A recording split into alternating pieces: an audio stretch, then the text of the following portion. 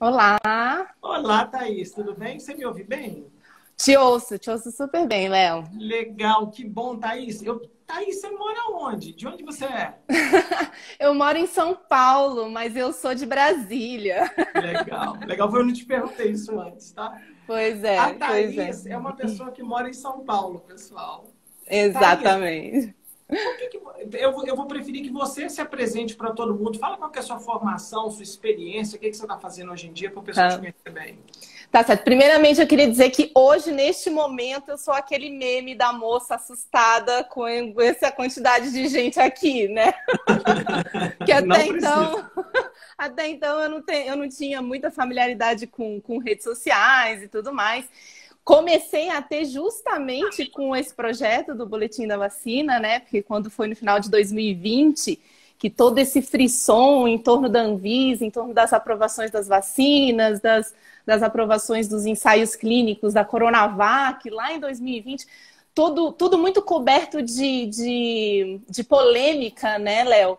E aí, naquele momento, eu falei assim, bom, eu acho que o Brasil não está preparado para o evento que vai ser o registro dessas vacinas, né? Então, eu acho que eu vou ter que fazer alguma coisa para explicar para esse pessoal o que vai acontecer. E foi assim que nasceu esse projeto, né, Léo? Mas eu sou nutricionista de formação, né? Eu me formei na UNB e eu acabei nessa área de assuntos regulatórios justamente porque eu tive um desencanto com a área acadêmica durante o meu mestrado, né, Léo? É uma história Ah, super interessante, né? Qualquer dia eu posso até te contar melhor. E eu comecei a trabalhar nessa área em 2001, né? hum. Muito assim, muito cedo, muito pouco cedo depois que a Anvisa tinha acabado de ser criada em 1999. Então eu vi todo o arcabouço regulatório da Anvisa ser construído nesses últimos 20 anos, né, Léo? E que levou a gente até o dia 17 de janeiro vendo a Anvisa aprovar em cadeia nacional, né, Uhum. as vacinas de Covid-19. E é isso. Thaís, você começou com uma informação importante. A Anvisa foi criada em 99. Antes de Isso. 99, como é que era regulamentado as coisas no Brasil? Era um sistema descentralizado. O Sistema Nacional de Vigilância Sanitária, ele sequer existia e ele era muito incipiente, né? A Ah, gente tinha apenas uma única regulação, que é a Lei 6360, que foi criada em 76, que foi a primeira lei que regulamentou o mercado de produtos sob vigilância sanitária no Brasil. Né? É a lei que diz que a gente não pode comercializar medicamentos no Brasil sem registro. Né? E a então quer gente, dizer, já existia alguma coisa. O órgão Anvisa não existia, mas existia uma legislação em sim, cima disso. sim, existia uma Secretaria de Vigilância Sanitária, que depois ela se tornou o que viria a ser a Anvisa, né, em 99. A Anvisa hoje Ainda assim, né, coordena todo Thaís? o É sistema. 76, né? Eu nasci em 76, quer dizer, antes disso não tinha? Absolutamente nada, Léo. Caceta, meu, que loucura! A Quer gente dizer, tinha um. como é que a gente era. Naquela época a gente era cobaia, então. Exatamente, naquela época a gente era cobaia. Meu Deus do céu, é Inclusive, muito doido isso. Eu inclusive, não é sabia. muito interessante isso, porque é justamente nessa época que começa a nascer as primeiras ideias da agência reguladora, né, Léo? Ah, Porque até então não se existia esse formato de agência, né? ah. Isso começou a acontecer porque justamente na década de 70 houve um boom tecnológico, né? Tanto na área farmacêutica quanto na área de tecnologia médica. E em consonante a isso, houve também a criação dos sistemas públicos de saúde na Europa, né? Então a Ah. gente está falando aí, por exemplo, do NHS, que foi um dos primeiros Uhum. sistemas criados lá na Inglaterra, né? E Uhum. aí juntam as duas, imagina, Léo, juntam as duas coisas. Eu tenho novas tecnologias aparecendo e, ao mesmo tempo, um sistema público de saúde que financia tudo isso. Né? Então Uhum. faz muito sentido você criar uma agência reguladora para determinar se essa nova tecnologia que está nascendo é eficaz, segura e de qualidade para ser Uau. então introduzida no sistema de saúde público. você precisava ter mais espaço para falar essas coisas.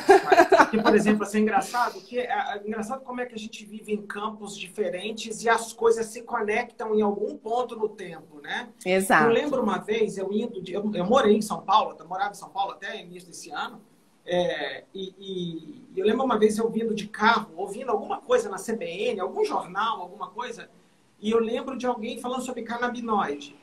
E é muito doido. Eu falei com o André na última live sobre canabinoides, né? E aí eu lembro daquelas cenas, o Fantástico, mostrando uma criança convulsionando, o pai dando canabinoide para a criança ficando ótima. É muito comovente, é muito legal, que bom, né? Que a criança parou de convulsionar.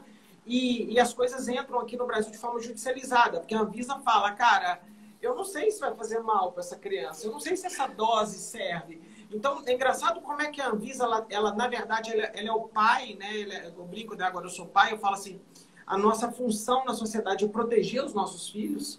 Né? Eu até, de vez em quando, quando eu brinco com a minha filha, eu falo, eu não quero ser sua amiga, eu quero ser seu pai. Minha função é proteger você.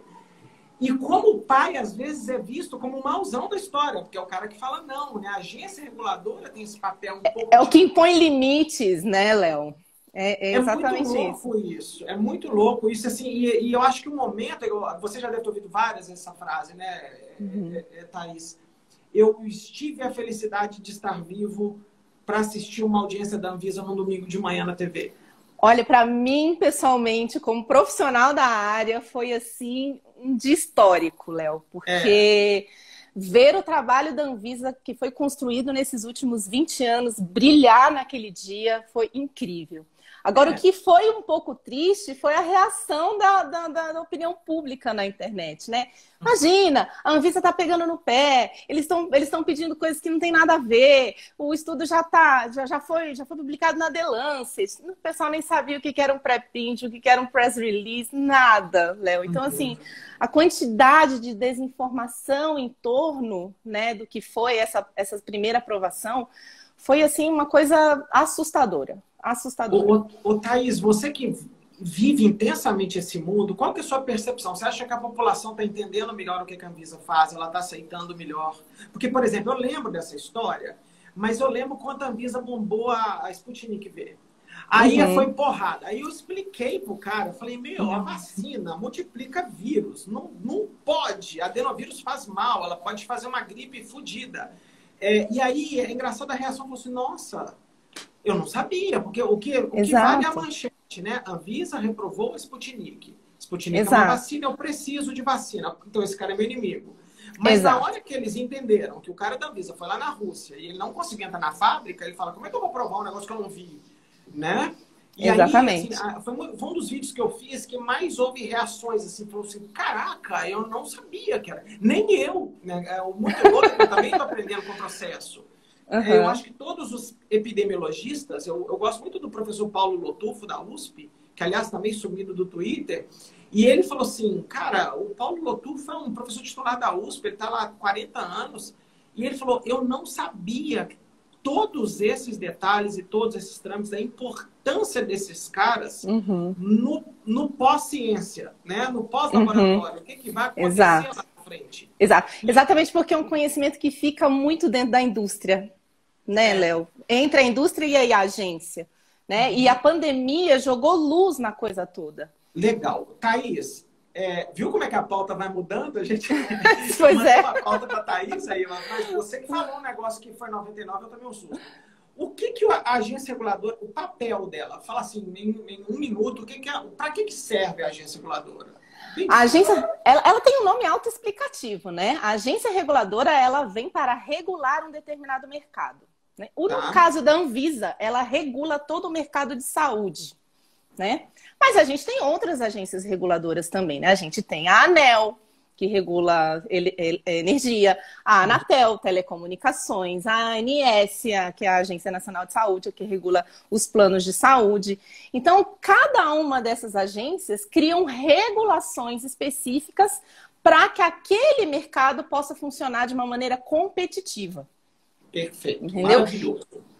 No ponto de, porque se eu chegasse para você e falasse assim, ah, mas eu sou um cara liberal, eu não quero que o Estado determine o que eu faço. Essas agências ainda vão ter que continuar existindo, né? Principalmente a Anvisa, né, Thaís? Porque ela não vai, ela precisa regular o que entra dentro da gente. Né? Exatamente, exatamente. Normalmente, neoliberais não curtem muitas agências reguladoras, não, porque justamente as agências reguladoras impõem limites, né, Léo? Mas elas nasceram justamente, as agências, todas as agências reguladoras do país, elas nasceram na reforma administrativa do governo FHC, né? Que tem uma característica social-democrata, que a gente precisava fazer essa reforma de Estado naquela época, porque com a chegada da globalização, o Estado não ia conseguir atender todos os serviços que a população demanda. E é por isso que a gente precisa que o mercado seja regulado para que essas empresas possam atender essa necessidade. Legal, legal. Explica uma coisa para a gente. A Anvisa fica correndo atrás do laboratório para aprovar as coisas ou ela tem que ser provocada pelo laboratório? Não, a Anvisa não corre atrás de nada. Ela é provocada pela parte interessada, né, Léo? Isso. Então, se eu tenho um laboratório interessado em comercializar uma determinada droga no Brasil, é ele que precisa fazer esse pedido, o protocolo, enviar a documentação toda certinha de acordo com as regulações. Legal. Eu fiz essa pergunta de propósito, porque muita gente fala assim, pô, o estudo já acabou, a Anvisa não vai fazer nada e tal, né? A Anvisa tem que ser provocada. Eu aprendi a palavra provocada pelo Supremo Tribunal. Então tem hora que ele fala assim, nós somos provocados pelo sistema a fazer... A gente não espontaneamente sai para fazer as coisas. E a Anvisa ela é um órgão que ela sempre é provocada para tomar ação. Ela não toma ação de forma espontânea, ela espera. Ela pode tomar ação de forma espontânea também quando ela está agindo, por exemplo, como um órgão fiscalizador, né? Porque ela pode ter esse papel de moderador, mas ele também tem papel de polícia, né, Léo? Então, se existem vários alertas na Anvisa, dia após dia, sobre medicamento falsificado, roubo de carga, então, que é a ação de fiscalização da agência também. Mas no que diz respeito à aprovação, ela tem que ser provocada. Ela tem que ser provocada, exatamente. Beleza. Tudo bem. Qual que é o trâmite? Então, vou sair da página 0, entendeu? O Léo e a Thaís agora acordaram de manhã e falaram assim, nós criamos um produto, eu gostaria que esse negócio, que a Anvisa tomasse conta disso. Qual que é o trâmite que tem que passar? Isso depende muito de qual tipo de produto a gente está falando. E aí eu vou puxar um pouco aqui uma pergunta da sua pauta. Né? Que você perguntou, todos os produtos precisam ser regularizados na Anvisa, Thaís? Olha, a Anvisa regula medicamentos, cosméticos, alimentos, produtos saneantes, que são produtos de limpeza, basicamente, né? Produtos de tabaco e assim por diante, né? Só que o que acontece? Qual é a diferença na forma como a agência regula cada uma dessas áreas? O risco que esse tipo de produto traz para a nossa saúde, né? Então, obviamente que um escopo de regulação sanitária para a aprovação de uma vacina é muito maior do que para a aprovação, por exemplo, de um adoçante.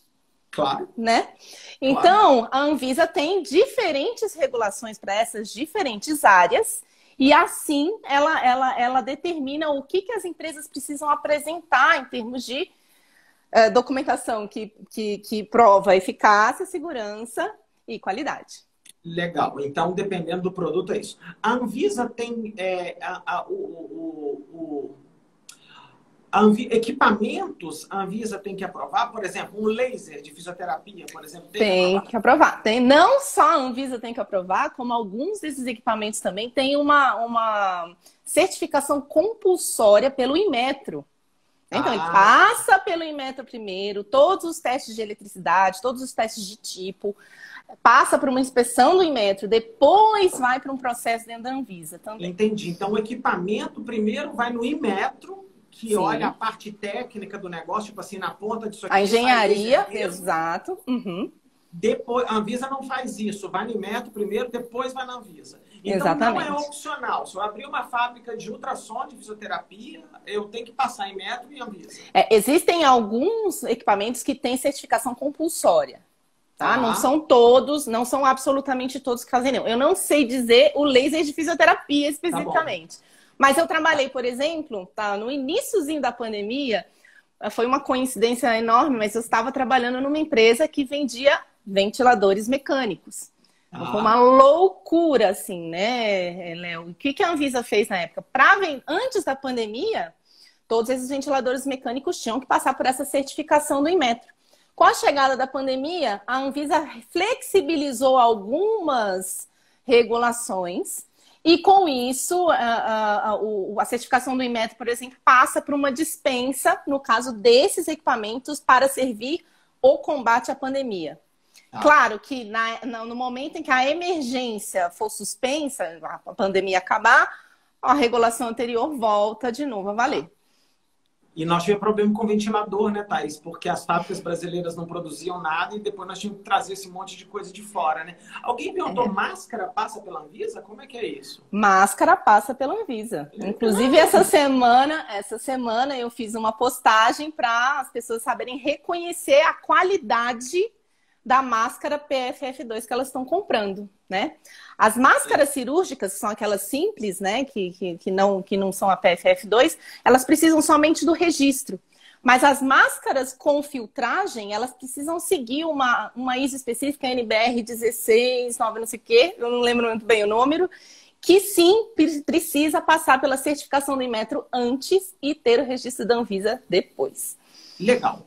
Eu me perdi ou a gente não falou do trâmite todo? Qual que é o trâmite? A gente não falou. Eu quero contar como é que é o trâmite da vacina, Léo. Sabe por quê? Vamos falar de trâmite de vacina, para todo mundo entender. Então, eu sou dono da Pfizer, quem me dera, né? E eu preciso fazer, né? E eu estou imaginando que o trâmite começa a partir do momento que eu já tenho os dados na mão, correto? Ou a Anvisa tem que me autorizar antes? O trâmite começa quando a empresa decide fazer o primeiro ensaio clínico. Uau! Exatamente. Quando a empresa começa a querer desenvolve um medicamento novo, ou uma nova vacina, por exemplo, a empresa precisa fazer um protocolo de pedido no CONEP, que é o órgão, né, do Comitê de Ética que diz se o desenho experimental está ok ou não.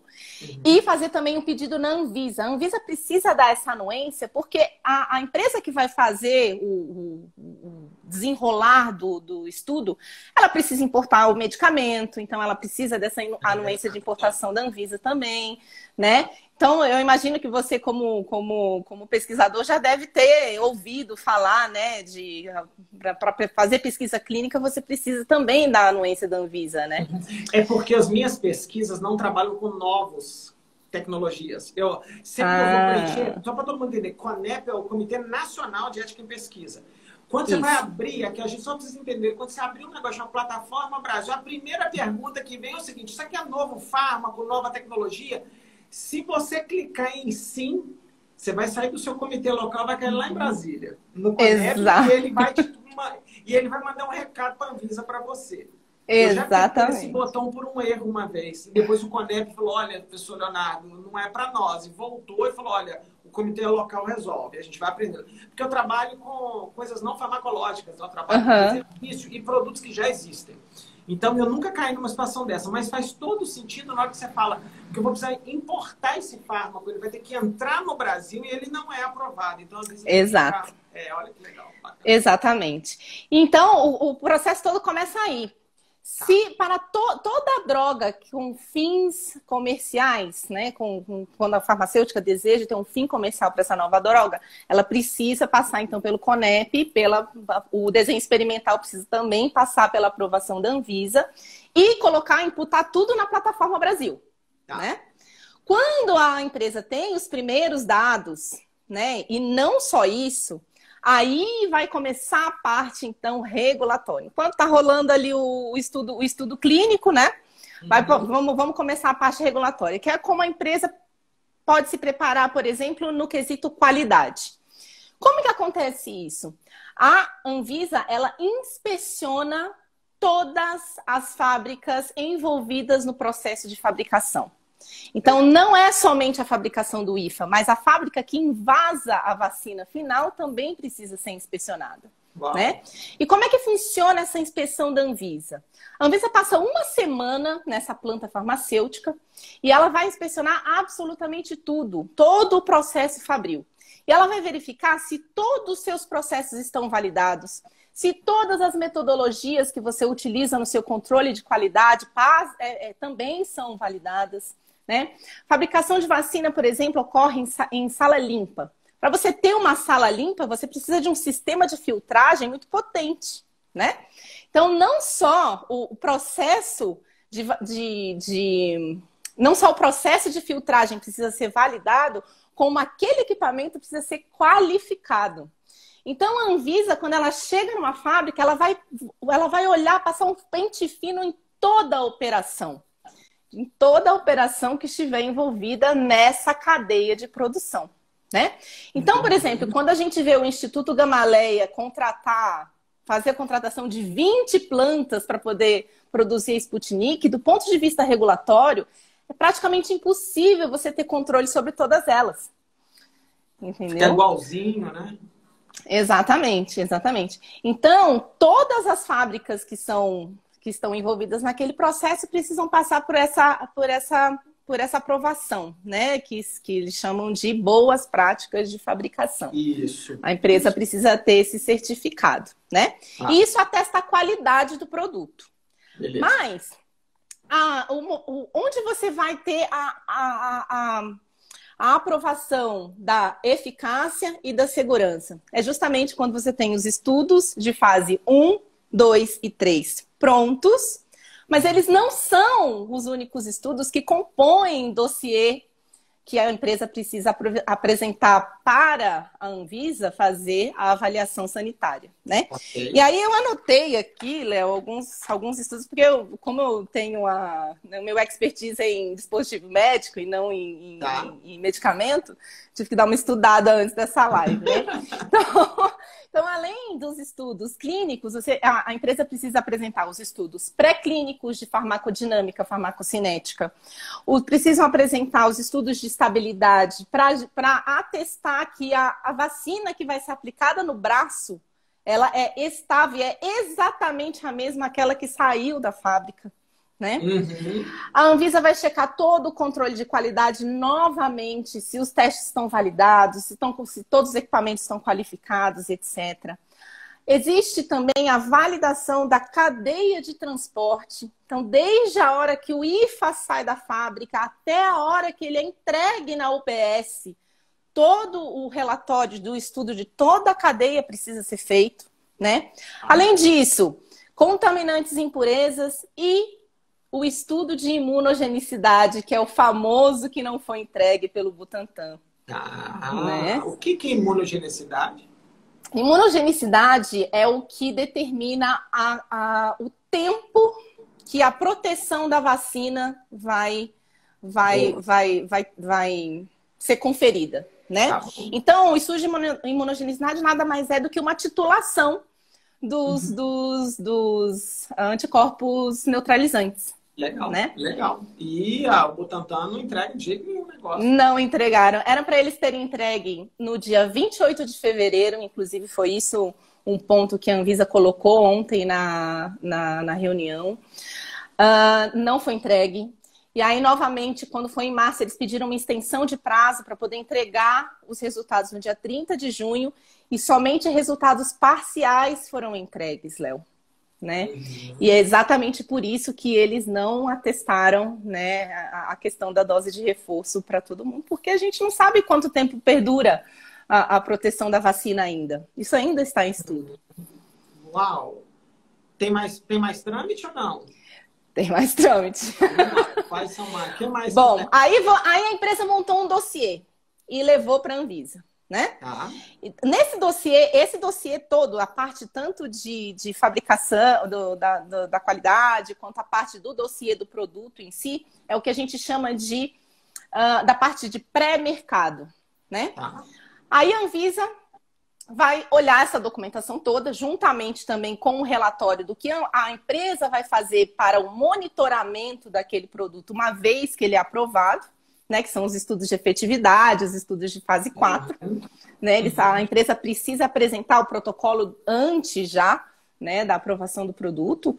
E aí, então, a Anvisa pega todo esse compilado de documentos e a equipe do Gustavo é quem faz, então, a avaliação dos dados brutos de todos esses estudos, né, Léo? E isso aqui é muito interessante.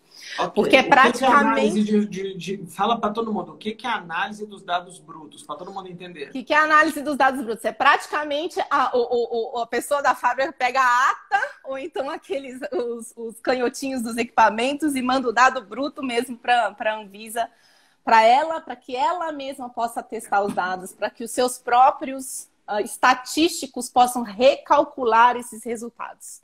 Ótimo, vamos dar uma pausa aqui agora. Dá uma pausa na live, mas é isso que eu queria perguntar, porque é o seguinte, não é assim então não, né, Thaís? É lógico que não, né? Mas não é assim. O paper na Lancet pedaço de papelzinho pequenininho na mão da Anvisa. A Anvisa vai auditar todos os exames, todos os relatos, e ela vai fazer a análise estatística que ela julga correta. Exatamente. Tanto que o dado de eficácia global da Coronavac calculado pela Anvisa foi diferente do apresentado pelo Butantan. Beleza, concordo. Sabe, eu preciso contar essa história. Você já deve ter ouvido, Thaís, porque a Thaís sempre está comigo aqui. Teve uma vez que eu vi um vídeo no YouTube de um fake news qualquer aí, que o cara meteu um cálculo no quadro, assim, ó. Ele levantou a mão e ele fez um cálculo. E a minha esposa, a Lucila, que muita gente conhece aí, a Lu trabalha com exatamente aquela análise, que é uma regressão de Cox, uma survival analysis. Aí eu olhei para aquilo ali e falei assim, caralho, Lu, o cara meteu uma Cox regression na mão. Aí ela falou assim, cara, não tem como fazer uma Cox regression na mão. Aí a Lu até brincou, falou, será que ele não fez com um odds ratio? Porque ele falava que não deu 50%, deu menos. E foi lindo, porque na Anvisa o cara meteu uma survival analysis ao vivo e falou, olha, aquele cara lá do vídeo, eu falei, que alívio, né? Então, assim, exato. A galera precisa entender que, assim, várias perguntas que vieram agora, você respondeu todas só nessa frase, assim, ó. Mas eles checam tudo.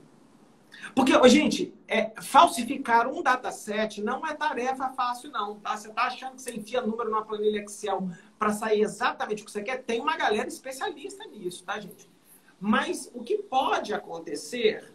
Eu fui editor de revista científica, eu já fiz reanálise de estudo dos outros, mas o cara me manda a planilha. Né? E ele pode ter manipulado, mas o que você está me falando é muito mais do que isso. Ele dá o golpe, você falou, o canhotinho do exame de sangue... Vai tudo no dossiê e é 1 a 1. Então deve ter uma galera que fica conferindo se esse número está aqui. Exatamente.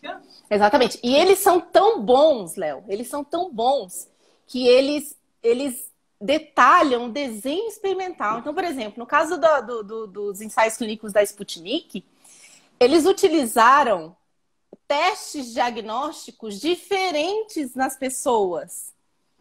Ou seja, você está medindo se a pessoa tem ou não tem Covid de uma forma diferente. Então, quer dizer, você não tem nenhum tipo de validação ali naquele desenho experimental para que aquele resultado seja significativo, né, Léo?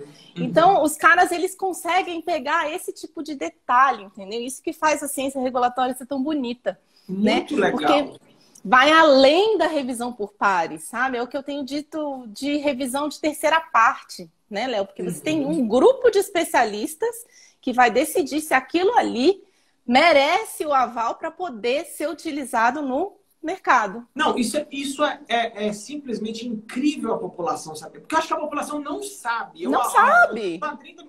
E não é a população não, Léo. Não é a população não, Léo. São especialistas. São pessoas, são gestores públicos, né? São senadores da CPI. Ninguém sabe disso. Entendeu? A gente precisa divulgar mais, Thaís. Então, assim, eu assim, dando uma pequena pausa, assim, eu tô de saco cheio de falar de Covid, mas eu sinto a necessidade, entendeu? A gente ainda vai falar muito, Léo, durante muito tempo. Eu muito mais estar falando de dor lombar, que eu tenho muito mais competência, a parte toda, eu sei de cor, toda a literatura. E é uma pena que as pessoas não saibam disso. Isso me lembra muito, eu já contei várias vezes também que se eu não fosse ser cientista, eu ia trabalhar no mercado de capitais, que é a minha grande paixão, assim, hoje em dia, economia. E, por exemplo, eu gosto de contar isso pra galera. Quando você vai comprar uma ação do Itaú, por exemplo, uma ação sei lá, da Pfizer, os números são todos auditados por um auditor externo.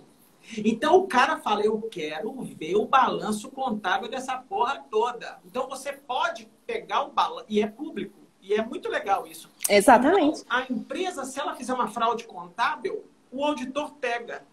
De vez em quando, quando as ações dão umas despencadas do nada, você fala assim, nossa, o que aconteceu? Foi porque o auditor pegou um erro contábil, pode ser um erro, porque a Anvisa também deve pegar erro, né? Erro de digitação, e tudo bem. Por isso que provavelmente a eficácia não deu idêntica. Porque talvez até um pequeno erro de tabulação, o número que está aqui tinha que estar ali, e na hora que você coloca tudo, e igual você falou, né? Você usou a palavra terceiro, o quê? Eu tenho utilizado revisão de terceira parte, porque nesse caso a Anvisa é um terceiro, né? É muito legal, porque eu gosto de brincar, eu sou da área da ciência, né? A revisão por pares, quando eu falo isso, ela não acaba no momento que você publica o artigo. Quando a Thaís lê o paper e ela acha que tem um erro e ela manda uma carta ao editor, ela está continuando o processo de revisão por pares. E quase como um auditor. As maiores fraudes que a ciência já capturou foram capturadas porque alguém foi lá no Twitter e falou assim, cara, hoje eu vi um Twitter, tem um cara na Austrália que ele está todo dia lendo um paper procurando fraude. O cara é um craque, entendeu? Um aluno de doutorado, o cara, depois eu te mando o Twitter dele. Ele falou, cara, todos esses percentuais aqui estão errados. Todos. É do sul do Brasil, inclusive. Ele falou, tudo está errado. Está tudo errado, de cima e embaixo. Entendeu? E ele falou, olha, pode ser erro, mas ele até fala, olha, a maioria dos papers pode ter um erro ou outro, mas a tabela inteira, o percentual não bate. Entendeu? E ele faz umas contas lá e tal. Eu achei top. Ele fala assim, cara, isso vai estimular pessoas a enviar uma carta ao editor para ou corrigir ou retirar esse paper.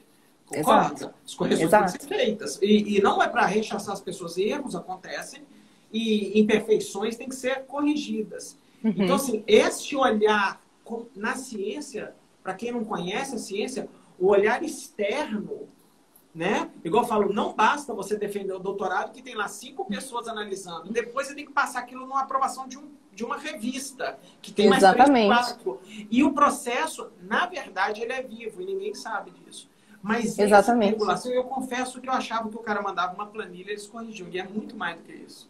É muito mais. Agora, obviamente, né, Léo, não é assim para todos os produtos, como eu te falei, né? Dependendo do risco do produto. Então, como a gente está falando de vacina, obviamente a Anvisa age dessa forma. Só para você ter uma ideia, a equipe do Gustavo, né, que é a equipe de medicamentos e produtos biológicos, ela tem 250 pessoas.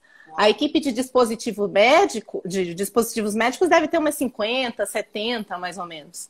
Né? Então, assim, daí você já tira a complexidade regulatória de se aprovar uma nova droga. E esses caras devem estar num caos, né? Porque tem outras coisas. O mundo não parou por causa da pandemia, né? Outros fármacos devem estar pedindo.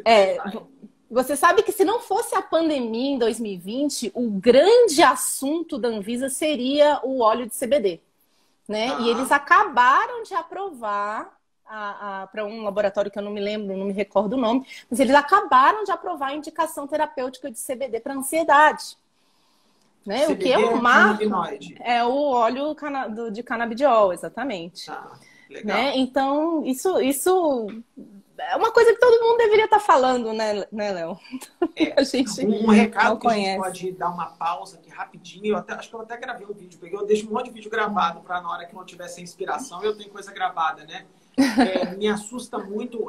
A gente tem que se cuidar muito, pessoal, mas sem se paralisar.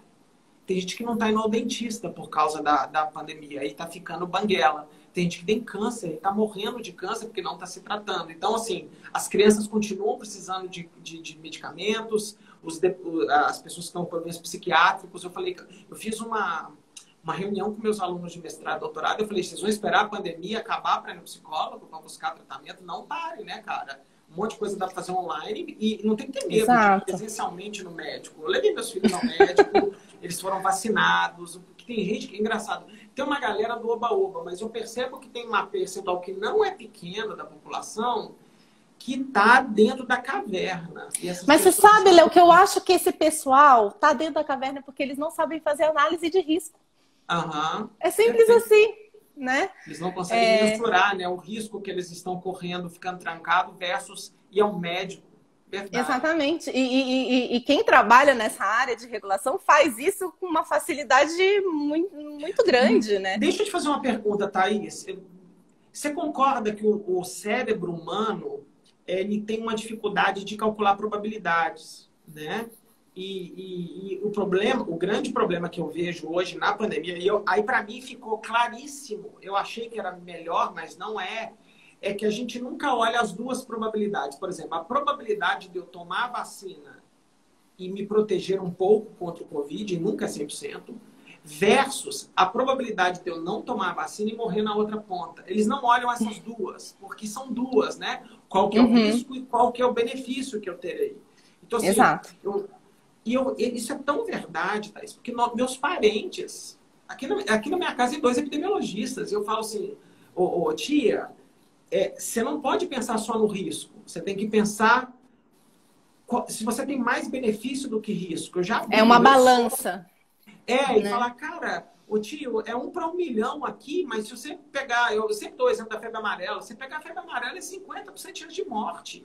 Você nem tem que pensar para vacinar para a febre amarela. A não ser que você mora na Islândia, né, que não tem pernilongo, né, é uma área não endêmica e tudo.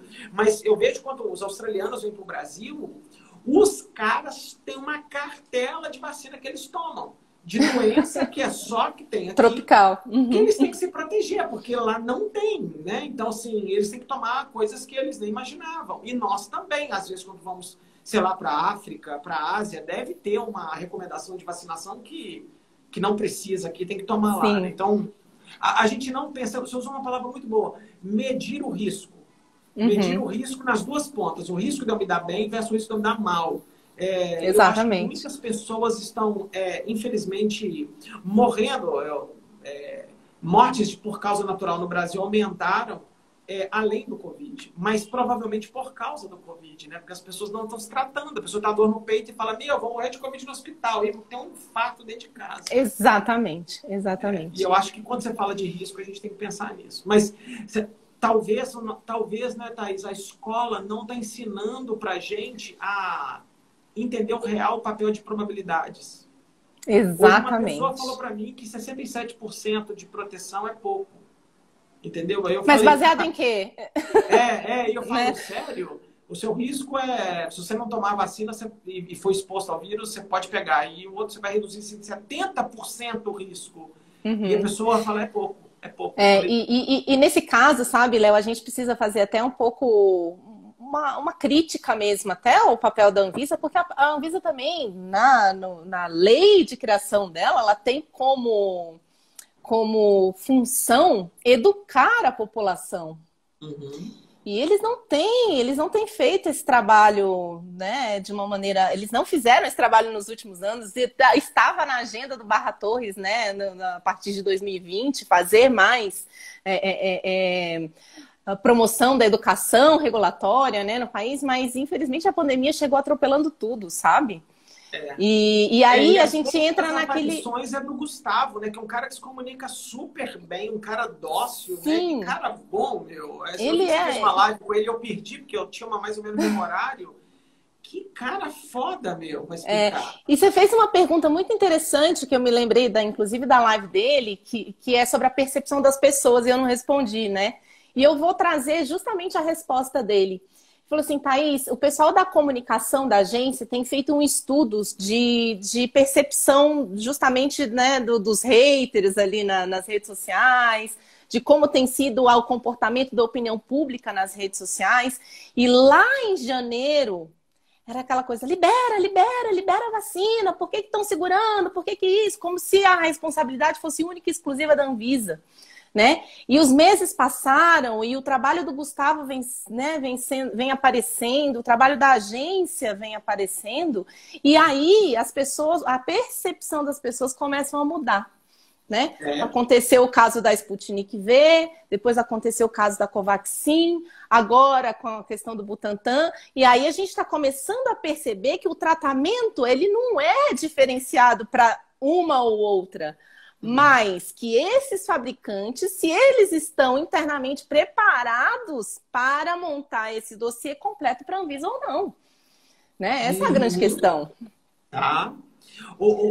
Thaís, o presidente, o CEO da Anvisa é presidente, o cargo? Não, não. Como que funciona a diretoria na Anvisa, né? A Anvisa possui uma diretoria colegiada com 5 membros, sendo que um desses membros é o diretor-presidente, que hoje é o Barra Torres. O presidente é apontado por quem? O diretor, todos eles são apontados pelo presidente da República. Okay. Mas os presidentes, com uma vez, eles precisam passar pela sabatina do Senado antes de assumir o cargo. Ok. Ok. Mas, ou seja, de qualquer forma, esses 5 caras, que é o cara que vota ali, né? Então tem a parte técnica que dá o parecer, e aí depois tem a votação que eles podem seguir a sugestão do parecer técnico. A recomendação técnica ou não. Técnica ou não. Então, para todo mundo entender. Tem um time aqui de 250 caras aqui embaixo do Gustavo, aqui que foi o que a Thaís explicou. Eles têm um parecer e eles têm uma recomendação. Falou, olha, gente, baseado nisso aqui, a gente acha que não está na hora de liberar. E as nossas ponderações são essa. Se o cara responder, a gente volta aqui de novo e faz de novo a brincadeira aqui. Mas a diretoria pode chegar lá e discordar do parecer, porque os caras são ultra especialistas e de alguma forma eles podem falar, cara, na votação aqui, se der 3-2, a gente aprova e dane-se o parecer. Ou não. Pode, mas posso te dizer, Léo, é muito raro. Então. Olha, é muito raro a diretoria não seguir a recomendação da área técnica. Eu falo que eu parei de falar de política aqui dentro, mas nessa hora nós sempre falamos, porque nós não vamos criticar nada. Mas olha que interessante para todo mundo entender. Então quer dizer que os 5 caras que são capazes de apertar o botão vermelho ou o botão verde, eles são indicados pelo presidente da República. Exato. Mas até agora nas vacinas, se eu não estou enganado, foi tudo quase que unânime. Se não for unânime, foi quase em favor do parecer técnico. Exatamente. E os técnicos da Anvisa são funcionários de carreira, que depende de indicação. São funcionários de carreira, concursados, e a Anvisa, ela passou por, acho que uns 3 ciclos de concurso público, eu acho, já. Né? E aí, quando troca de presidente, o novo presidente tem a pergunta. Os 5 diretores, eles têm cargo durante 5 anos e eles não podem ser removidos do lugar. Ah, ok. Esses 5 foram colocados pelo Bolsonaro ou tem gente do governo? Não. Teve gente do governo anterior também, se não me engano. Legal. Tá. É engraçado, se eu gosto de contar isso pro pessoal, gente, eu conheci um presidente da CAPES, né, porque é da minha área da educação, que eles perduraram pelo Fernando Henrique, pelo Lula, pela Dilma, pelo Temer e pelo Bolsonaro. Ou seja, muita coisa andando, o que é muito legal. Muito legal. Agora trocou o ministro da Educação, mas é muito bacana, porque eu acho que quando o cara é um funcionário de carreira bom e ele vai assumir uma direção de alguma coisa, o Jorge Guimarães, ele saiu no final do governo Temer. Esse cara sobreviveu a 2 governos do FHC, 3 ou 4 governos do PT, um governo do PMDB Por quê? Porque ele era um cara foda, ele era um cara que ninguém falava mal dele e ele tinha um bom trâmite. Quer dizer, isso é muito bacana quando também é muito legal quando o gestor percebe, fala, para que eu vou mexer com esses caras? Né? E esse diretor, o diretor-presidente, ele entrou no governo Bolsonaro? Ele entrou no governo Bolsonaro. Legal. O Barra Torres entrou no governo. Eu sabia da resposta, mas ele não cede à pressão política, na minha opinião. Não. Inclusive, é muito interessante a gente até fazer uma crítica aqui à postura do Barra Torres no início da pandemia, né? Que ele apareceu junto com o Bolsonaro em manifestações, né, antidemocráticas e tudo mais. Ele foi bastante criticado com relação a isso, mas à medida que a pandemia foi avançando, a postura dele com relação ao posicionamento da agência na proteção da saúde pública foi exemplar. No final do ano passado, aliás, no final do ano passado, não, no início desse ano, a Anvisa sofreu uma um golpe praticamente do Congresso Nacional, né, com as medidas provisórias das vacinas, que simplesmente queriam pegar toda essa análise que eu acabei de explicar para você, Léo, e substituir por uma aprovação de 5 dias, com 9 agências reguladoras que a maioria delas nem sequer fazem parte dos grandes fóruns internacionais de regulação que a Anvisa faz parte. Né? Então esse avanço da política sobre o Sistema Nacional de Vigilância Sanitária foi muito sério no início do ano. E é muito interessante contar a história, por exemplo, da COFEPRIS, que é a agência do México. A COFEPRIS, durante a pandemia, ela perdeu a sua autonomia técnica. Ela passou a responder diretamente para o Ministério da Saúde. Se algo assim tivesse acontecido no Brasil, a gente não teria, por exemplo, a Anvisa não teria força, por exemplo, de barrar a Sputnik V, a Covaxin, entendeu? Baseado em pareceres técnicos. Não sei, Thaís.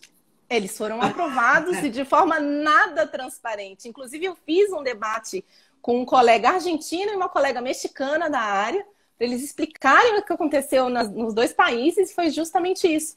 Na Argentina, a ANMAT também é uma agência sanitária que não possui autonomia política, né? Eles não aprovaram a Sputnik V, mas o Ministério da Saúde sim. Então, né, daí você vê como a Anvisa ela tem, de fato, essa força política, né, de sustentar a sua autonomia técnica. Que legal, que legal. Não, cara, isso é sensacional, Thaís. Assim, isso, o povo precisa... Eu vou deixar essa live gravada, né? Se o Instagram me permitir, eu fiz uma live com quase 2.000 pessoas e eu não consegui gravar. Eu tava na live. Não foi nada legal. Mas, assim, é muito importante. Então, assim, a sua percepção, como uma pessoa que não trabalha na Anvisa, mas trabalha no mecanismo regulatório, você acredita, você percebe que pode até haver uma pressão do Senado, lá na CPI, nego fica falando, a população xinga e tal. Mas os técnicos estão abaixados, prestando atenção no que eles têm que fazer, fazendo seus relatórios, e após o relatório, isso vai para uma defesa, né? O relatório tem que ser defendido oralmente, e depois julgado por um colegiado de 5 pessoas, que tem se mostrado autônomo para tomar as decisões que eles acham mais corretas. Perfeito. Você resumiu perfeitamente. Show. Porque isso é muito importante. Porque a gente pode estar desacreditado dos políticos, mas talvez a gente não pode estar desacreditado do Estado. Das instituições. É isso. De Estado, quando eu vejo, né? O CNPq, por exemplo, a própria CAPES, outras, você falou várias outras, aí a gente pode ficar falando horas aqui, né? Eu acho o aparelho do Estado brasileiro grande, eu sou um liberal de carteirinha, mas eu entendo que em algum momento o Estado precisa estar presente, principalmente nos negócios que você bota dentro do seu corpo, meu. Para mim é inacreditável. Exatamente. Eu quero que alguém que garanta que a minha água não tem cocô, né? Ou tem um mínimo de coliforme para poder beber e não morrer, né? Então alguém tem que vigiar, né? Exatamente. Tem um poder fiscalizatório disso e inclusive, se precisar punir, exigir que as coisas mudem, tem um órgão para você pedir isso. Muito legal. Ô, Thaís, se eu tiver um fármaco, vamos falar sobre droga de reposição rapidinho aqui. Eu tenho um fármaco que eu uso para verme. Todo mundo já entendeu o que eu vou falar, né? Então eu tenho um fármaco que eu uso para matar piolho. E aí eu descubro num estudo de área básica que esse remédio ele pode ser útil para a COVID, por exemplo.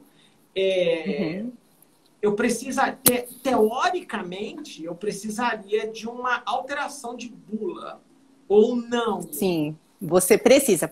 Vou te falar por quê, Mel. Vamos lá. Segundo a Política Nacional de Atenção Farmacêutica, só entra no RENAME, que é a lista de medicamentos, né, do SUS, o medicamento que possui indicação farmacêutica cientificamente comprovada. Ok. Então,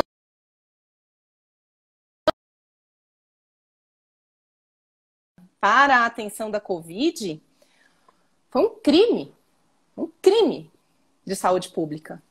E só demonstra o pedido de alteração de bula por meio de decreto, se é que essa história é verdade, né? Que a gente tem visto na CPI e tudo mais, se é que essa história é verdade, isso demonstra o amadorismo que as pessoas que ocupam um cargo de poder hoje têm perante a saúde pública. Né? Como disse a doutora Luana, a discussão é anacrônica, porque ela já começa errado daí. Né? Aham. Então, se a gente, por exemplo, pegar o caso da proxolutamida, por exemplo, eles estão fazendo o caminho correto. Primeiro passa no CONEP, depois o desenho experimental tem que ser aprovado na Anvisa, depois você junta todo o dossiê, leva para a agência poder aprovar para fazer a avaliação sanitária completa, inclusive a parte de boas práticas de fabricação. Aí o seu dossiê vai ser aprovado para uma nova indicação terapêutica e vai haver alteração na bula. Aí o medicamento pode ser utilizado pelo sistema público de saúde. Porque, olha só, então, o que eu fiquei pensando assim, eu sempre falei isso, cara, se esse negócio é tão bom, se eu fosse dono do laboratório que fabrica, por exemplo, os laboratórios que fabricam cloroquina no Brasil ou ivermectina, eles teriam total interesse em que a bula tivesse escrito a indicação. E por que os caras não pedem? Porque a evidência está óbvia, inclusive para eles, que não funciona. E ainda assim entrou 1 bi de caixa para esses caras, porque todo mundo foi para a porta da farmácia e ivermectina está do lado do shampoo, né? É um negócio maluco, cara. Exatamente. Você sabe, eu moro em Pinheiros, aqui em São Paulo, tá, né? Eu fui numa farmácia na Teodoro e eu vi a pessoa na minha frente, Léo, pedir 5 caixas de ivermectina. Eu falei assim, meu pai amado, quantas dessas cenas devem estar acontecendo pelas farmácias do Brasil afora? Farmácia de bairro, tá? Eu moro em Atibaia, tá? Então você tem a farmacinha de bairro. Tem as grandes redes aqui, mas no interior você tem mais a farmacinha de bairro. Aqui em São Paulo, eu sou filho de dono de drogaria, tá, Thaís? Então eu conheço o mercado de farmácia como um filho de um dono de drogaria. É faixa. Temos ivermectina. Come 3 e pague 2. É assim, é surreal. Eu falo, cara, não tem regulação dessa porra. E você sabe que a gente vai começar a ver os resultados de eventos adversos acontecerem por conta desse uso indiscriminado de ivermectina e de hidroxicloroquina, né? O painel de farmacovigilância da Anvisa já mostra aumentos de casos de problemas hepáticos. Acho que relacionado com um deles, eu não sei exatamente qual. Preciso até checar isso novamente. Mas um aumento expressivo. A Anvisa, eu não sei quem da Anvisa, publicou um artigo do painel de vigilância do primeiro semestre do ano passado e os maiores eventos eram de cloroquina e hidroxicloroquina. E evento cardiovascular, para surpresa. E assim, aumento de 248%, uma coisa assim, sabe? E para surpresa de ninguém, porque está na bula da hidroxicloroquina que isso pode trazer evento cardiovascular. E aí, quando você começa a distribuir essa droga, que sei lá, 20 indiscriminadamente, exato. E agora você tem milhões tomando, é claro que os casos vão aparecer. Né? Então exatamente. É muito louco, muito doido. E a gente tem, sabe, Léo, um dos melhores sistemas de farmacovigilância do mundo. Eu sei. E eu vou aproveitar até aqui a live para fazer um desafio para você, né, Léo? Porque você teve reação adversa na segunda dose da Pfizer, né? Você notificou para o sistema de vigilância da Anvisa? Não, eu não notifiquei. Então, a gente pode fazer isso, né? E aí eu tenho os dados que, inclusive, foram apresentados na reunião de ontem. Cadê? Onde que eu coloquei aqui? Acho que a gente tem 2.000... Peraí, esse outro caderninho. Então, aqui, ó, foram 48 milhões de doses da Coronavac aplicadas no Brasil, né? Sendo que foram registrados no sistema de farmacovigilância somente 2.140 suspeitas de eventos adversos. Então, olha só, né? Eu acho que é uma pergunta aí para a Lucila, né, Léo? Será que esses 2.140 suspeitas de eventos adversos são estatisticamente significantes, né, para os estudos de efetividade, né? E aí, só para comparar, a gente tem 2.760 notificações no Brasil e 29.807 notificações no mundo, né? Que são os dados da OMS relacionados à Coronavac. Muito pouco. Muito pouco. Então, a gente precisa fazer, de fato, essa campanha, porque é importante que a notificação voluntária, né, apareça no sistema. Então, nos eduque. Se um cara for vacinar... Porque, por exemplo, por que eu não registrei? Porque foi um negócio assim, igual eu contei, eu fiz um story sobre isso, né? Eu tive um calafrio da porra, entendeu? Eu falei assim, de uma hora para outra, tava todo mundo aqui em casa morrendo de calor e eu comecei a bater queixo, assim. Não precisei tomar medicamento, mas eu fui pra cama. A Lu falou que nunca viu tanto cobertor em cima de mim. Eu dormi e acordei zero. Até esse tipo de reação é importante notificar. Sim, por que, Léo, é importante notificar? Porque quanto mais aparecem as notificações de casos leves, mais as pessoas têm segurança. Mas menos elas têm medo dos casos dos eventos raros, porque elas começam a ver isso nos números que são públicos, que são transparentes. Qualquer pessoa tem acesso ao painel. E no sistema como é que chama o painel de... Painel de farmacovigilância. No painel de farmacovigilância, ele mostra que, por exemplo, sei lá, dessas 2.000 notificações foi 1.900 calafrios, ou febre, ou dor no braço. Aí dá pra mostra, inclusive, por tipo de sintoma. É uma coisa muito legal. Assim, os gráficos apresentados pela gerente de farmacovigilância na reunião de ontem foram interessantíssimos. Né? Todo profissional deveria ver mais as apresentações técnicas da Anvisa, viu? Eu vou lá, então, e procuro no Google painel de farmacovigilância da Anvisa, chego lá, deve ter um login, uma coisa e acabou. Eu consigo, não é difícil. Exatamente. Não é difícil. Para você notificar o seu evento, você vai entrar no sistema chamado Vigimed. Esse é o sistema que a população em geral pode notificar a sua reação.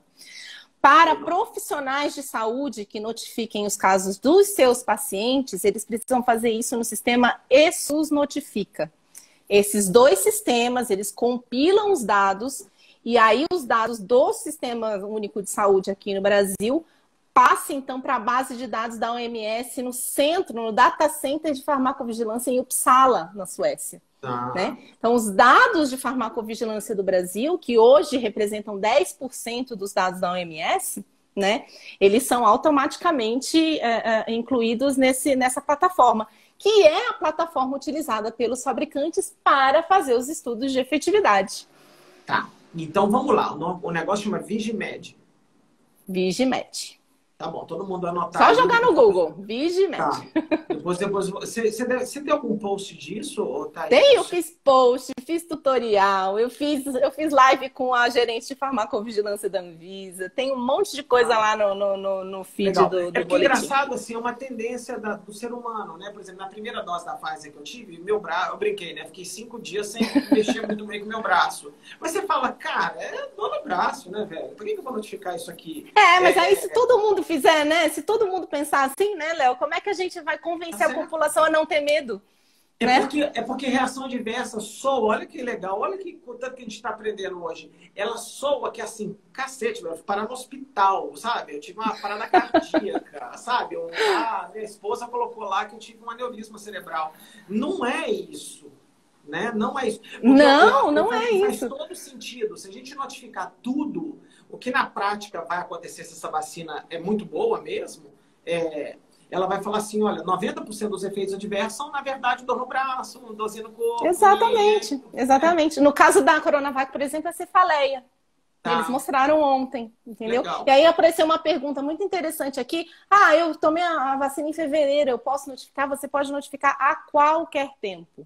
A qualquer tempo. Legal. A única sugestão que eu dou é espera terminar o seu esquema vacinal primeiro para notificar tudo junto de uma vez. Legal. Aqui em casa, a minha casa foi um mix de tudo, né? A Lu teve a AstraZeneca e a primeira dose, eu brinco que ela teve 4 horas de parecia que ela ia morrer. Ela ficava deitada, mas ela ressuscitou, assim, ó, deu meio-dia, ela fez pum, ela falou, Léo, acabou. Ela não sabia o que tinha acontecido com ela. Então ela teve uma sensação de uma hora para outra, né? Por 4 horas. O meu teve esse negócio, mas assim, aí eu já tinha lido no ensaio clínico da AstraZeneca que fala que tem mais efeito na primeira que na segunda. Bingo, ela não teve nada na segunda. E eu tive nada na primeira e tive esse pequena coisa na segunda. O que é muito legal, porque na verdade você está observando exatamente o que aconteceu no ensaio clínico. Exato. Né? Exatamente, na vida real. E aí você tem a participação das 3 partes, que é do sistema de saúde público, do fabricante e da agência reguladora. né, tomando conta desse... Tá certo. Desculpa te interromper, porque alguém já está fazendo uma pergunta, eu não sei se vai ter resposta para ela. Você sabe qual é o percentual exato do cálculo da Anvisa para o efeito da Coronavac? Você lembra de cabeça? Ai, não sei, não lembro. Depois a gente coloca aqui. Lembro. Tá bom, é porque uma pessoa está perguntando, eu acho que era justa a pergunta dela. Deixa eu ver se tem mais alguma coisa. Essa live que eu não queria acabar nunca. A gente pode marcar outras também, né? A gente pode fazer uma outra, talvez, por não falar de medicamento, mas falar de outras coisas por fora disso. Uma pergunta rápida. É preciso ter um artigo publicado para a Anvisa olhar os dados, sim ou não? Não. E essa é a grande questão, né, dessa avaliação regulatória, né, Léo? Porque se coloca, por exemplo, no lugar de uma Pfizer, né? A Pfizer até, ela publica os artigos direitinho e tudo mais. Mas até 2016, se não me engano, os fármacos com fins comerciais, eles não precisavam necessariamente nem sequer ser registrados nessas plataformas, como a plataforma Brasil, por exemplo. Né? Então, o que acontece? Como a Anvisa tem acesso aos dados brutos, é o desenvolvedor que vai decidir se ele vai disponibilizar o paper para a comunidade científica ou não. Né? Sabe por que isso me pega de vez em quando? Deixa eu falar meu ponto do lado do cientista, tá? Me incomoda muito não ter o paper. Eu já li o pré-print do ensaio da Coronavac, por exemplo, mas como eu acho que a revisão por pares ela é pública, depois que você publicou, ela segue. Já pensou a Anvisa fazer esse trabalho todo e alguém falar, cara, mas nós identificamos algum problema aqui também. Então, assim, eu acho que para dar transparência, cara, o que eu já defendi o Butantan não dá no gibi. Os caras já me chamaram de filho do Dória. É que eles me chamam de Lula, Bolsonaro, Dória, eles me chamam o que eles querem. Mas eu falei assim, cara, não dá. Eu vivo esse meio. O trial é muito bem feito. Eu li o paper, ninguém me conta, não tem explicação a demora. Não há urgência na cabeça deles. Eu até entendo que a urgência é salvar as pessoas, é produzir e tal. Mas eles têm um diretor científico lá, que aliás saiu, né? Mas assim, tem que ter alguém liderando essa porra, meu. Entendeu? Porque Thaís, por que a Pfizer é tudo perfeitinha? Você percebeu? O Brasil, atenção, Brasil. Olha, o Léo tá falando que deu 2,4 milhões de aplicações de dose até as 9 horas. Aê, caralho! Uai, caralho! Eu falei que eu ia fazer isso aqui um dia, Leozão. Boa, Leozão, obrigado. 2,4 milhões de vacinados é maravilhoso. Mas você concorda? Maravilhoso. A Pfizer, cara, eu fico olhando, esses caras devem ser muito craques, porque eles publicam... Eu vou contar o segredo da Pfizer para vocês, gente. Conte. O que acontece? Vamos lá. Se a gente comparar uma Pfizer e uma AstraZeneca com um instituto de pesquisa como o Butantan ou o Instituto Gamaleya, o que é a diferença entre os dois? É o drive financeiro, né, Léo? Então, a Pfizer ela é realmente uma big pharma. E como eu contei para você, né, esse mercado farmacêutico ele já vem sendo regulado desde os anos 70. Então, o arcabouço regulatório, o custo regulatório para uma empresa grande, para uma grande farmacêutica é altíssimo, né? Então, o que esses caras fazem? Eu posso contar isso da experiência que eu tive de trabalhar dentro da Johnson & Johnson. Né? Eu fui gerente regional da linha da Depil Synthes, né? Na linha ortopédica da Johnson & Johnson. Né? E o que eles fazem? Lá em 2015, ainda, quando eu trabalhava na empresa, eles mapeiam praticamente todos os requisitos regulatórios do mundo. Eles têm um batalhão de Thaíses trabalhando para montar esses dossiês. Né? Eles participam dos fóruns internacionais de convergência regulatória. Essas grandes empresas participam do diálogo do que essas agências reguladoras estão construindo. Diferente, por exemplo, de um Butantan, que não tem o drive econômico. Ele é um instituto de pesquisa. Né? Diferente de um Instituto Gamaleya, que também não tem o drive econômico. Né? E aí, o que acontece? Essas empresas, essas instituições, desculpa, eles precisaram investir nas suas equipes de regulatório e de qualidade agora. O Butantan começou a contratar profissionais de farmacovigilância agora, né? Entendi. A Pfizer já está na frente, gente, ó, há anos. Porque é até Anos humilhante, né? Assim, os caras chegam e falam assim, é assim, ó, a Anvisa fala assim, a Pfizer entrou com um pedido. Aí você fala assim, 9 dias, sei lá, qual que é o tempo lá que eles têm. 9 dias eles falam assim, a gente aprovou e não foi nem emergencial, não. A gente aprovou Isso, direto. porque eles já têm todos os requisitos regulatórios mapeados, eles já têm todo o arcabouço de documentação pronto, né? Eles E sabem aí fazer. isso responde, eles sabem fazer a coisa. Isso responde, Léo, a questão que todo mundo pergunta, mas por que que essas vacinas foram desenvolvidas rápido demais, aprovadas rápido demais? Né? Não é só a questão da tecnologia de RNA mensageiro que já estava pronta, né, para ser aprovada. É também o preparo em termos de gestão dessas empresas, né, para entrega dessa documentação. E, além disso, as agências reguladoras elas tiveram que se reinventar dentro dos seus processos.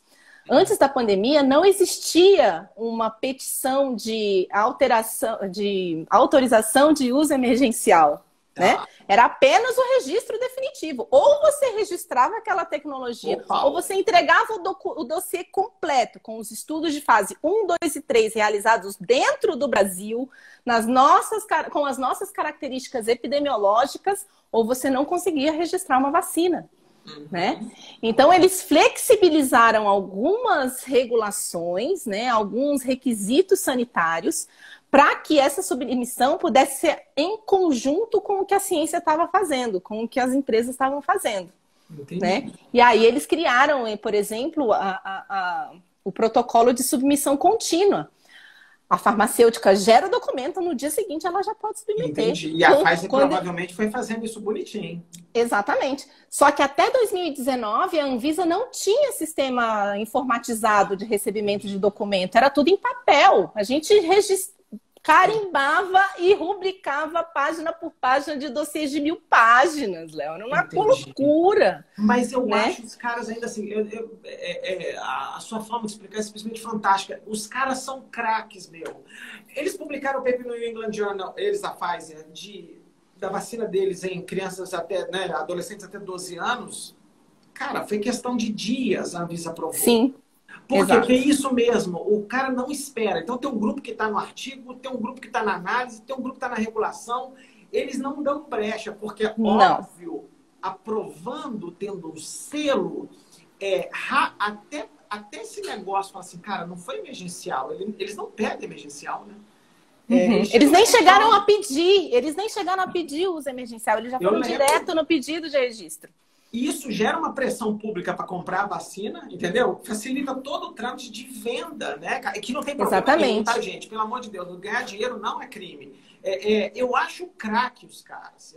Não, eles são demais. Eles são demais. Inclusive, o diretor Alex Campos, ontem, na reunião justamente da Coronavac, ele lembrou algo muito importante. Até o momento, o Butantan não apresentou todos os dados suficientes para tornar o pedido de autorização de uso emergencial num registro definitivo. Isso significa que, passada a condição de emergência de saúde pública, o registro pode ser suspenso. Porque ele tem o caráter experimental, né? Sim. Não significa que as pessoas estão sendo cobaias, não é isso. Mas ele tem esse nome, né? Esse nome burocrático, inclusive, né? Para diferenciar o que é uma petição de uso emergencial do que é uma petição de registro definitivo. Muito legal, muito legal. Então, assim, deixa eu ver se eu queria apoio. Eu vou. Você sabe que de vez em quando o Instagram manda derrubar a live por 1 hora. A gente está aí continuando, né, Léo? Não, então vamos terminar com chave de ouro. Você consegue fazer um resuminho das razões pelas quais a Coronavac não foi aprovada ontem? São duas razões. Inclusive, fiz o resumo aqui para você vai adorar. Então vamos lá, vamos saber agora. O que foi? A primeira razão porque a Coronavac não foi aprovada para crianças é porque eles não apresentaram estudos de fase 3. Eles apresentaram estudos de fase 1 e 2 para verificar a segurança e a imunogenicidade. Depois eles apresentaram um segundo estudo de fase 2B, que sinceramente eu não sei exatamente qual que é a diferença entre um e outro, que atestava somente a segurança. Ou seja, não existe dado de eficácia para a população pediátrica. Isso é um ponto. O segundo ponto, acho que você vai gostar mais ainda. Posso dar uma pausa? Gente, estudo de fase 3, isso é importante, é porque isso me deixa doente aqui, tá? Vamos lá. O estudo de fase 1 e 2, tem um vídeo dos estudos de fase 1 e 2 da Coronavac aqui, tá? No canal aqui. Eles mostram as coisas mais em nível de o que acontece com o seu corpo na hora que você toma a vacina. Se você vai ficar doente ou não. E eles olham se os anticorpos aparecem, se a resposta celular aparece e tal. Mas eles não medem ainda, nesse momento do estudo, a capacidade de te proteger da Covid ou não. Porque uma coisa é você ter um ele atesta a segurança. Isso. Né? A eficácia na fase 3. Isso. Então, assim, as pessoas precisam entender isso. O fato de eu ter um anticorpo não quer dizer que eu não vou pegar a doença. E o fato de eu não ter um anticorpo não quer dizer que eu vou pegar a doença também. Você tem que fazer um estudo em que você aplica a vacina na pessoa e o desfecho é pegar ou não pegar a doença, morrer ou não morrer. Isso é um estudo de fase 3. Então, assim, quando eles foram para a Anvisa, modéstia à parte aqui em casa, a gente falou assim, mas não tem estudo de fase 3. Amadores, né? Léo, desculpa falar, mas... Poxa, né? Então assim, porque é básico. Não tem estudo de fase 3, foi pau. Beleza. Não tem estudo de fase 3. E os estudos de fase 1 e 2 que eles apresentaram foram os estudos da China. Não foram estudos realizados aqui. E o segundo motivo é que quando eles viram o desenho do experimental dos estudos de fase 1 e 2, o número amostral era insuficiente. Eles fizeram um estudo com 586 indivíduos e a Anvisa sugeriu no mínimo 2.000 indivíduos nesse estudo. Né? Então, para você ver o nível de detalhe que eles vão, sabe, Léo? É muito interessante. Então, basicamente, os estudos de fase 1 e 2 eram pequenos e eles não tinham poder estatístico para detectar tudo aquilo que a Anvisa precisa saber, para ver se... Porque, de novo, o risco também de pegar Covid em criança é menor, o risco de severidade é menor, a vacina tem que ser muito mais segura, na verdade. Sim. Né? Se ela gerar qualquer coisa de efeito adverso, na verdade, ela faz mal. Né? A relação risco-benefício começa a ficar complicada. E a terceira é meio óbvio, não testamos se essa vacina de fato protege as crianças de pegar Covid ou não, e caso elas peguem a severidade. Quem tiver dúvida disso, eu posso colocar, a Thaís também pode colocar no perfil dela, porque eu acho que o perfil da Thaís tem 1 milhão de seguidores, o paper da Pfizer. Porque o paper da fase 3 da Pfizer é idêntico ao paper de fase 3 dos adultos. Entendeu? Então, assim, eu acho bonitinho porque não há diferença. Então, você consegue saber. Pô, se eu tivesse um filho de 12 a 18 anos, eu não teria medo de colocar o meu filho numa fila de vacinação. Por quê? Porque eu, como cara da rua, que não tem acesso, na verdade, você consegue pegar um relatório, eu consigo ler o artigo científico, chegar aqui no meu canal e falar, gente, baseado nisso aqui, você fica aqui tranquilo e usa. Ou não, né? Quando eu vi o da Sputnik, é assustador, entendeu? Então, foi erro básico mesmo. Exato. Tem uma pergunta super interessante aqui, dessa razão pela qual a Coronavac não foi validada na Europa, justamente porque eles não conseguiram apresentar ainda todos os dados que a agência europeia solicita. Né? E engraçado, Léo, que essa coisa da ciência regulatória ela é tão interessante para quem trabalha nessa área, que lá em janeiro eu já tinha falado, eu falei assim, a minha aposta no dia 17 era a Anvisa vai aprovar da Fiocruz e não vai aprovar da Coronavac. Eles aprovaram sob um termo de compromisso para que eles pudessem apresentar esses estudos. E por que a Coronavac foi aprovada na China? Porque os requisitos da China não pedem os estudos de imunogenicidade que a Anvisa pede aqui. Então, novamente, para a gente ver aqui o rigor técnico da nossa agência. A gente tem que ter orgulho da Anvisa, Léo. A gente tem que andar com faixa, somos todos Anvisa na testa, Legal. Sabe? Porque o trabalho da agência é muito, muito competente. Bom, Thaís. Que bom que você existe. Obrigado. Muito obrigado. Imagina. Outra live, nós vamos marcar em breve. Vamos dar aí algumas semanas para a galera ter saudade de você. Para a gente fazer uma outra live sobre, por exemplo, outras agências reguladoras, sobre o FDA, algumas coisas que você sabe, e de produto também. Porque em algum momento, eu vou até dar uma sugestão. Você já assistiu o Operação Enganosa? Eu amo este documentário. Eu até falei, indiquei na página e falei assim, isso aqui foi encomenda minha, gente. Todo mundo que está nessa live, que foi até o final, ou que entrou agora no final, assistam um documentário que está no Netflix, que chama Operação Enganosa. Tá? Ela fala exatamente sobre regulação e não é de medicamento. Como é que fala medical devices em português? Dispositivos médicos. Dispositivos médicos. Então, vou dar um exemplo que aconteceu lá. Prótese de quadril, né? Um pedaço de ferro que você troca um pedaço do fêmur da pessoa. É assustador o filme. Caso real, com advogados, com editores de revistas, e por causa de pequenas brechas de legislação, né? Que os laboratórios... Posso te falar por quê, Zé? Por quê, Léo? Posso te falar por quê que isso acontece? Pode. Porque para dispositivos médicos, as agências reguladoras não exigem ensaios clínicos. Essa discussão está começando a ser feita agora na agenda regulatória. E é nossa responsabilidade, enquanto profissional de saúde, exigir que a Anvisa regule também essa área, né? Da mesma forma como os fármacos. Perfeito. Porque para a pessoa entender, gente, quando você bota um stand, você tem uma angioplastia, sua coronária fechou, o cara botou um stand, você não precisa de ensaio clínico, velho. Exato. Se merda vai fazer alguma coisa com o seu corpo. Então, assim, quando eu assisti o Operação Enganosa, de novo, gente, Operação Enganosa na Netflix, no meio do filme, a Lu falou assim, abre um vinho, e não é porque estava amoroso, não. É porque estava nauseante o que a gente estava assistindo ali. Esse filme mexeu comigo. E você imagina, Léo, que eu fui responsável por introduzir as tecnologias de próteses de liga de cromo e cobalto aqui na América Latina inteira. E aí eu assisti esse vídeo e falei assim, meu Deus, a responsabilidade. Então...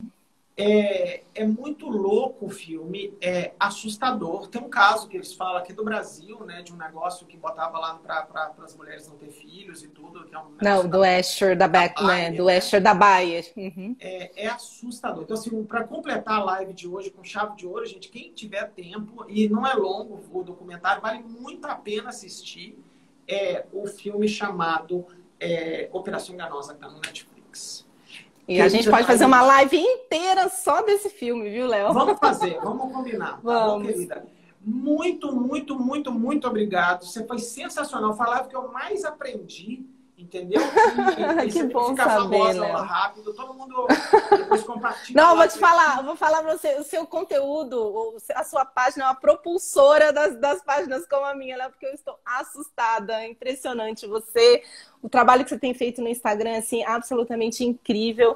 E eu preciso até te contar, né? Enquanto o Instagram não derruba aqui, como que foi que eu te encontrei, né? Foi um post patrocinado, eu nunca gostei de Instagram, nunca entrei em redes sociais, mas eu precisava do canal, né? Para poder trazer o conteúdo todo. E aí eu fui aprendendo tudo desde fevereiro. Não, antes disso eu nem sabia o que era IGTV, não sabia o que era Reels, não sabia o que era nada disso, né, Léo? E aí eu falei assim... Gente, quem é essa fada sensata que está falando de P-value, de intervalo de confiança, de pré-print, de revisão por pares? Meu Deus do céu! Eu simplesmente me apaixonei pelo seu conteúdo, Léo. E falei assim, nossa, preciso fazer uma live com esse moço e estamos aqui. Muito bom. Que pena que a gente não se conheceu antes. Eu vou falar para todo mundo, todas as lives que eu tenho feito aqui, a maioria das pessoas eu não conheço pessoalmente. Eu tenho o Thiago, que é meu amigo, o melhor fiz o mais bonito do Brasil. Então, mas a maioria eu não conheço e eu acho que todo momento trágico serve para unir pessoas que estão com uma boa intenção, que pensam de forma parecida, não concordam em tudo, mas têm a mesma direção e você foi uma delas, tá bom? Que bom, muito obrigado e a gente se vê em breve numa próxima live aqui, tá bom? Muito obrigado. Sim, sem dúvida. Boa noite, pessoal. Obrigada. Imagina, um beijo para você, Léo. Tchau, tchau. Tchau, tchau.